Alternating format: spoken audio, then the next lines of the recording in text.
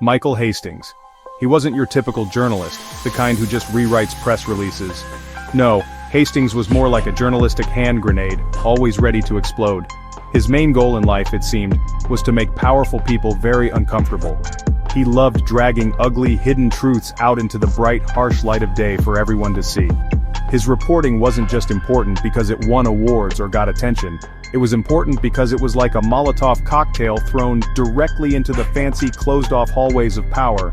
He mattered because he had the incredible guts to ask the really tough questions, the ones nobody else dared to ask. And then, he'd print the answers that everyone else was too damn scared to even whisper. You could picture him walking into a king's palace, loudly pointing out that the emperor wasn't wearing any clothes, and then, just for good measure, setting the royal throne on fire. He wasn't in the business of making friends with important people. He was in the business of getting the real story, the whole messy truth. So, where did this kind of guy actually come from? Hastings wasn't born with a silver press pass clutched in his tiny hand. His early life, if you looked at it from the outside, seemed pretty normal, like a lot of people. But somewhere down the road, something inside him changed, a switch flipped. He looked around at the world, saw all the lies, all the hypocrisy, all the bullshit, and he decided he wasn't just going to sit back and quietly accept it. Journalism became his weapon, his way to fight back. He wasn't chasing big journalism prizes just to hang them on his wall and feel important.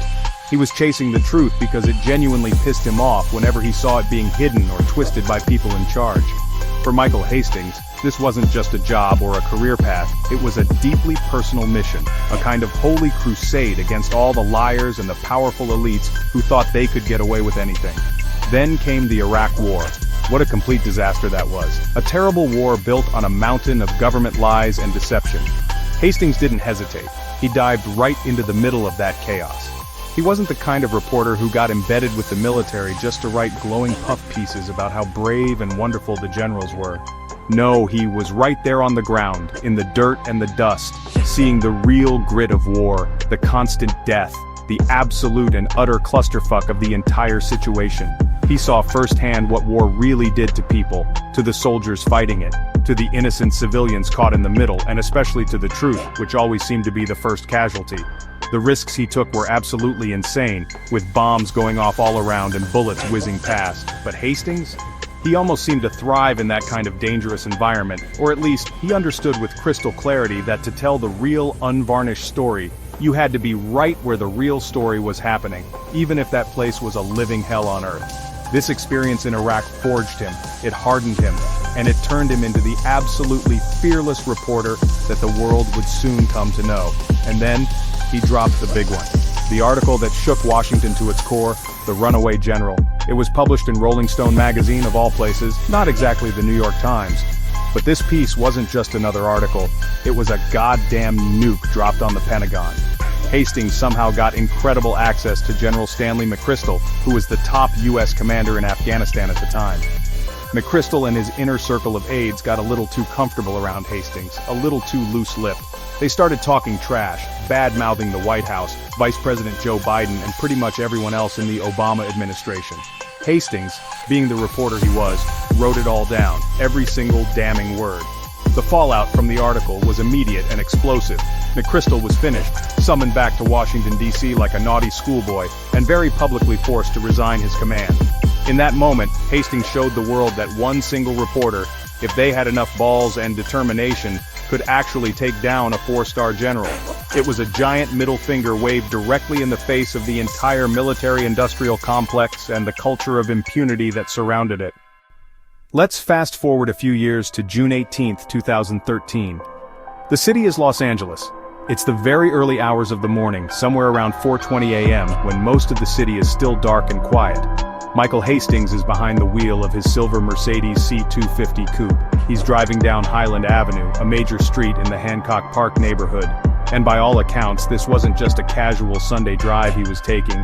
Eyewitness reports and official investigations later said he was going at an absolutely insane speed, a dangerous speed, the kind of speed that leaves absolutely no room for any error in judgment, no chance for a last-minute correction, no possibility of a do-over if something goes wrong. The sprawling city around him was mostly asleep, completely unaware that a significant and controversial story was about to come to a sudden, violent, and fiery end. right there under the dim glow of the California streetlights. What on earth was he running from with such urgency? Or perhaps what was he desperately trying to run towards? That's the big, unsettling question that still hangs heavy in the air, all these years later. Witnesses. There weren't a whole lot of people out and about at that ungodly hour of the morning, but the few who did see something or hear something painted a truly chaotic and horrifying picture of the event. One witness described Hastings' car going at a tremendous speed, faster than they had ever seen a car travel on that street. Another person reported hearing a deafening boom, a massive explosion, and then seeing a gigantic fireball erupt into the night sky. The Mercedes didn't just crash into the palm tree, it seemed to disintegrate and explode on impact.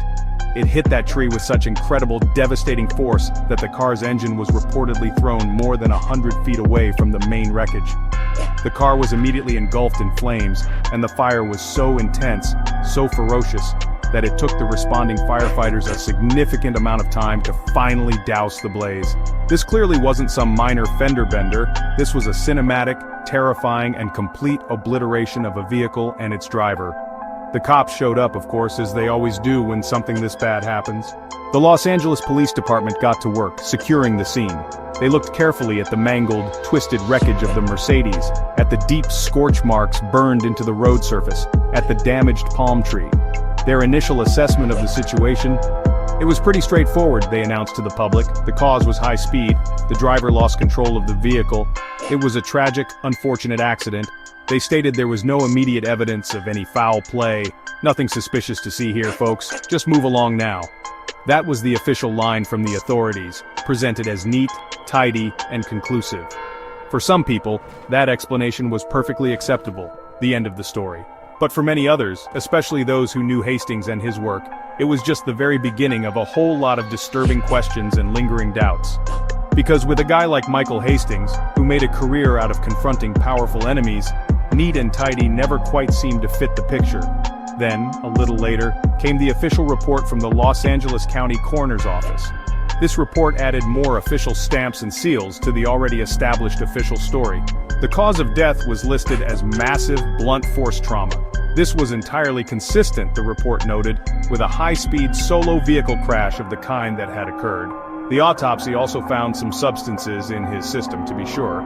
There were traces of amphetamines reported, and also a small amount of marijuana. For some observers, this toxicological finding was enough to make them nod their heads and say, "See, that explains it.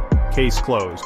But for others, the levels reported weren't nearly enough to definitively explain the sheer, unbelievable violence of the crash, or to fully account for why a man known for his sharp intellect and his experience in dangerous situations, a man who was actively taking on powerful, shadowy enemies, would be driving like a complete bat out of hell through residential streets in the middle of the night. The coroner's report confirmed how he died, but it didn't really answer the much deeper and more troubling question of why. What about Michael Hastings' family? How did they react to all of this? Michael's brother, Jonathan Hastings, did speak out publicly in the aftermath of the crash. He didn't seem to be buying into the wilder, more elaborate conspiracy theories that were already starting to circulate, at least not publicly. He mentioned that Michael could, at times, be an intense individual, that he was known to drive fast on occasion, and that he could sometimes be erratic in his behavior. Jonathan appeared to lean towards accepting the official narrative that it was a tragic accident, or at least, he expressed a desire not to fuel the growing fire of speculation and conspiracy. Families grieve in many different ways, after all. Some desperately want all the answers, no matter how painful, while others primarily seek peace and a way to move forward. His statements provided a kind of counter-narrative to the burgeoning conspiracies, a voice of sober grief and realism amidst the increasing noise and speculation. But even his calm perspective didn't manage to kill all the unsettling questions entirely. Then the theories really started bubbling up to the surface like swamp gas from a murky pond. The idea of car hacking became a prominent one. Hastings, as we know, was driving a fairly new Mercedes, a car packed with sophisticated electronics and computer systems. The question arose, could someone, perhaps some shadowy government agency with advanced capabilities, have remotely taken control of his car? Could they have made it accelerate uncontrollably, or disabled its brakes, or steered it directly into that palm tree? This theory gained even more traction when Richard Clarke, a well-known former U.S. National Coordinator for Security, Infrastructure Protection, and Counterterrorism, stated on HuffPost Live that the possibility of a car hack was, in his expert opinion, consistent with the evidence in the Hastings case. Now, this wasn't just some random person in a tinfoil hat spouting off. This was a respected former White House insider. Suddenly, the idea of a fatal car hack didn't seem quite so far-fetched or outlandish to a lot of concerned people. And it wasn't only the car hacking theory that gained traction. There were other serious concerns as well. Hastings had reportedly told several friends, trusted colleagues, and even lawyers associated with WikiLeaks that he was deeply worried about being watched. He believed that federal agents were actively surveilling him, possibly tapping his communications. He was said to be working on a very big, potentially explosive new story at the time of his death, with some speculating it might have been about the CIA or other powerful intelligence agencies.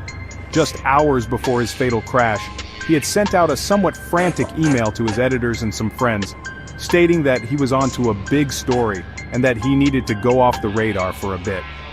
In that same email, he also mentioned that the feds were interviewing his close friends and associates. If these concerns were based in reality, then this wasn't just paranoia. This was the behavior of a man who knew he was poking very dangerous bears and was genuinely afraid of the potential consequences.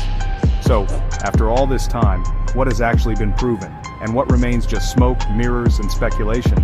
It's proven that Michael Hastings died in a horrific high-speed car crash. It's also proven, through the coroner's report, that he had some substances in his system at the time, though whether these substances were sufficient to fully explain the nature and cause of the crash is still a point of serious debate for many. Pretty much everything else falls into the realm of speculation. The theories about car hacking, CIA assassination plots, or government agencies silencing him because of his work, these are all just theories. There's no smoking gun, no declassified government memo that says, "Take out Hastings." The FBI did eventually release its file on him many years later, but it mostly showed that they were only mildly interested in him after his famous McChrystal article, and it contained nothing to indicate any kind of sinister plot against him. However, for those who believe he was murdered, an absence of evidence is not necessarily evidence of absence. The official story remains simple and straightforward, but the context of Michael Hastings' life, his work, and his enemies was anything but simple.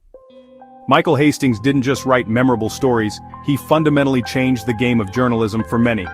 His aggressive, confrontational style was like a battering ram against the often polite, access-driven journalism that so frequently coddles the powerful and influential. He showed a whole new generation of younger, aspiring reporters that you didn't have to kiss ass or play nice to get the big story. In fact, he demonstrated that sometimes, the very best and most impactful stories came when you were willing to kick ass instead. He was proudly anti-establishment long before it became a popular trend again. He passionately believed that journalism's primary job was to serve as a vigilant check on power, not to be its compliant lapdog or its friendly public relations firm. That core philosophy, that fiercely aggressive and challenging stance, is a huge and undeniable part of his lasting legacy in the field. Why did his work, and his persona, hit such a raw nerve with so many people? It's because frankly people are sick and tired of being lied to by those in authority. Hastings expertly tapped into that deep, widespread well of public cynicism and distrust, the pervasive feeling that the people in charge are often corrupt, hopelessly incompetent, or quite possibly both. He wasn't afraid to loudly declare that the emperor had no clothes, and he usually did it with a characteristic sneer that resonated strongly with millions of ordinary citizens who felt ignored or deceived. He was an outsider, a rebel figure, and in a media landscape that is often perceived as being far too cozy and chummy with the political and corporate elite. He was like a much-needed breath of fresh, if sometimes uncomfortably acrid, air. He effectively gave a powerful voice to the voiceless, or at the very least, he amplified their deepest suspicions and their simmering anger at the system. His death. Man, why do we still find ourselves talking about it, debating it all these years later in 2025? It's because his death represents a perfect storm of unresolved, nagging questions and incredibly high stakes. You have this fearless investigative reporter who was renowned for taking on some of the most powerful and secretive institutions on the entire planet. Then, he dies in a truly bizarre, incredibly violent, fiery car crash. And to make it even more suspicious, He had literally just told people close to him that he was seriously worried about being targeted by federal agents. It's a plot that sounds like it was ripped straight from a ready-made Hollywood thriller movie. The official explanation for his death, while certainly plausible on its face, just doesn't fully satisfy everyone, especially when you consider who Michael Hastings was, the kind of dangerous work he did, and the powerful enemies he made along the way. The enduring mystery itself has now become an integral part of his ongoing story and legend. So, what's the final definitive word on Michael Hastings? The truth is, there probably isn't one, and maybe there never will be. He was, without a doubt, a persistent pain in the ass to the powerful. He was also a damn good reporter, one of the best of his generation. His untimely death, whether it was truly just a tragic accident or something far more sinister and deliberate, undeniably cut short a remarkable career that was entirely dedicated to digging for uncomfortable, inconvenient truths. He serves as a stark reminder to all of us that real journalism, the kind of journalism that truly matters and makes a difference, often comes with significant risks, and maybe, just maybe, the persistent questions and the swirling controversies that continue to surround his death are, in themselves, a powerful testament to the profound impact he had during his life. People don't generally spin elaborate conspiracy theories about reporters who only write puff pieces and avoid rocking the boat. They save those kinds of theories for the ones like Hastings, the ones who dare to shake the very foundations of power.